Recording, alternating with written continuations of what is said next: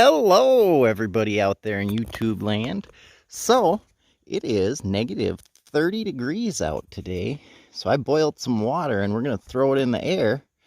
And hopefully it'll just turn to steam and it won't hit the ground, but we will see. So, here we go. Yep, didn't hit the ground.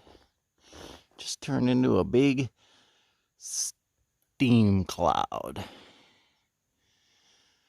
That was pretty cool. Always fun to check out.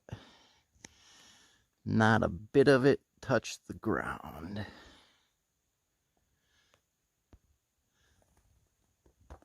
So, for anybody out there in hot climates who has or have never seen snow, that's what it's like here in the frozen tundra in Minnesota when it's negative 31 degrees outside.